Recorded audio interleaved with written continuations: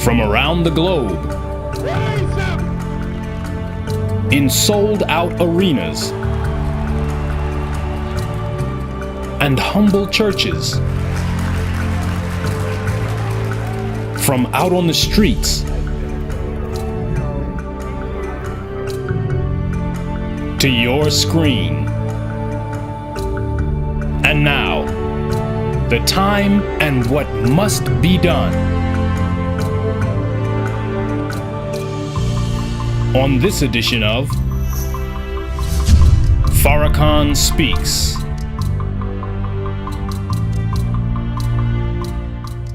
Greetings to you. I am Minister Louis Farrakhan, National Representative of the Honorable Elijah Muhammad, that great preacher of freedom, justice, and equality to the black man and woman of America and the Western Hemisphere, and to the aboriginal people of the earth, the eternal leader of the Nation of Islam, and a warner to the government and people of the United States of America, and a warner to the nations of the earth. Continuing with our discussion on this shadow government that keeps critical information away from elected presidents, there have been several American presidents who have commented on this secret shadow government. According to an article by Ross Pittman posted on the website ConsciousLifeNews.com titled "Verified Warnings from Former U.S. Presidents About the Invisible Government Running the United States with No Allegiance to the People," he identifies certain presidents who mentioned the shadow government. In Mr. Pittman's article, he states that George Washington, the first president of the United States, wrote that the Illuminati want to separate the people from their government. Quote, "It was not my intention to doubt that the doctrines of the Illuminati and principles of Jacobinism had not spread in the United States. On the contrary, no one is more truly satisfied of this fact than I am. The idea that I meant to convey was that I did not believe that the lodges of Freemasons in this country had, as societies, endeavored to propagate the diabolical tenets of the first, or Illuminati, or the pernicious principles of the latter, the Jacobins, if they are susceptible of separation, that individuals of them may actually have a separation of the people from their government in view is too evident to be questioned." George Washington goes on to say that the Illuminati as a group of highly intelligent, enlightened persons who wanted to separate the people from their government and their government from the people, but he never broke down who these Illuminati were.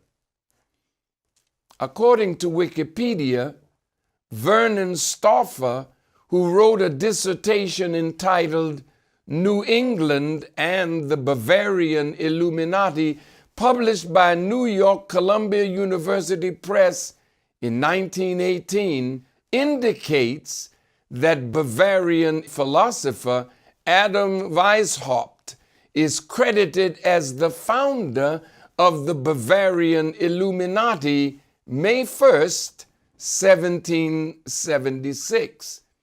Historically, the name refers to an Enlightenment era secret society. In subsequent use, Illuminati refers to various organizations claiming or purported to have unsubstantiated links to the original Bavarian Illuminati or similar secret societies, and often alleged to conspire to control world affairs by masterminding events and planting agents in government and corporations to establish a new world order and gain further political power and influence. Central to some of the most widely known and elaborate conspiracy theories, the Illuminati have been depicted as lurking in the shadows and pulling the strings and levers of power in dozens of novels, movies, television shows, comics, video games, and music videos. Jacobinism is described as the practice of the Jacobins, a political group advocating egalitarian democracy during the French Revolution, the ideology of the most radical element of the French Revolution that instituted the Reign of Terror. Although Jews of France, in particular, the Sephardic Jews of Paris, were considered as Jacobins, it referred more specifically to Jews and the non-Jews who supported them. Depending on the historical writers, despite who controlled the press, both groups were charged with initiating the French Revolution. Thomas Jefferson, the third president, was much more specific about the shadow government. He said, quote, "I sincerely believe with you that banking establishments are more dangerous than standing armies," close quote. John C. Calhoun, Vice President of the United States under the 7th President Andrew Jackson, said, "A power has risen up in the government greater than the people themselves, consisting of many and various and powerful interests combined into one mass and held together by the cohesive power of the vast surplus in the banks. This mighty combination will be opposed to any change, and it is to be feared. Such is its influence, no measure to which it is opposed can become a law, however expedient and necessary, and that the public money will remain in their possession, to be disposed of not as the public interest, but as theirs may dictate.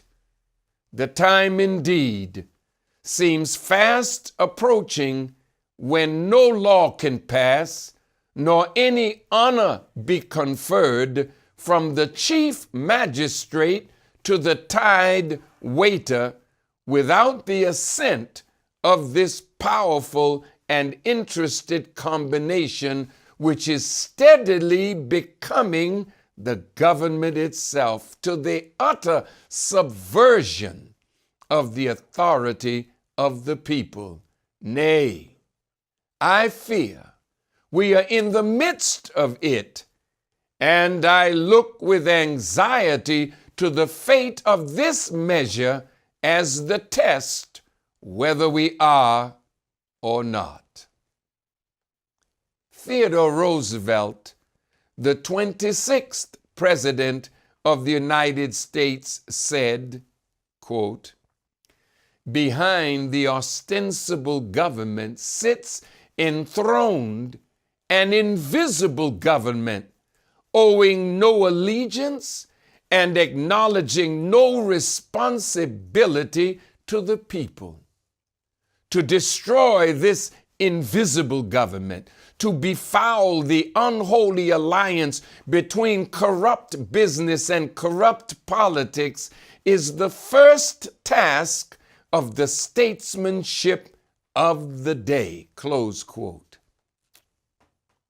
Woodrow Wilson, the 28th President of the United States, said, quote, "A great industrial nation is controlled by its system of credit.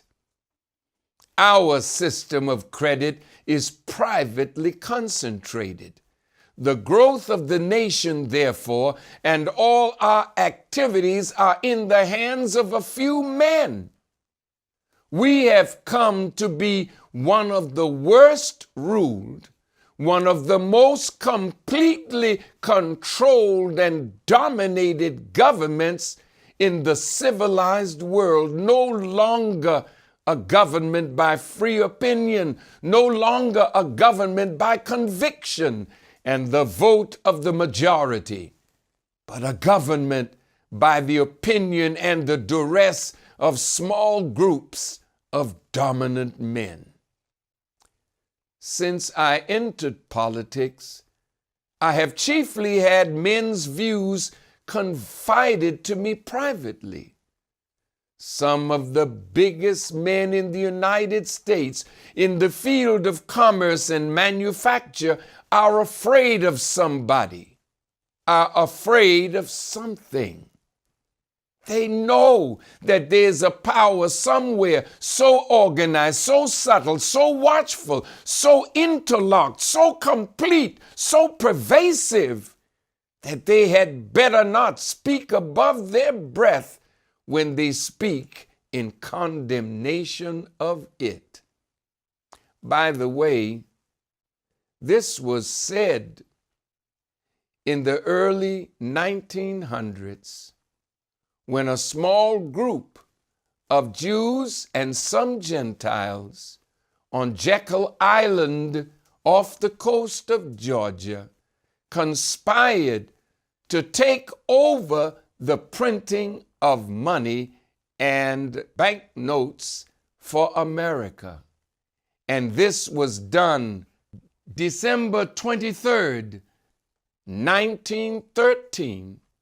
That is when the bankers of Europe took over the banking institution of America called the Federal Reserve.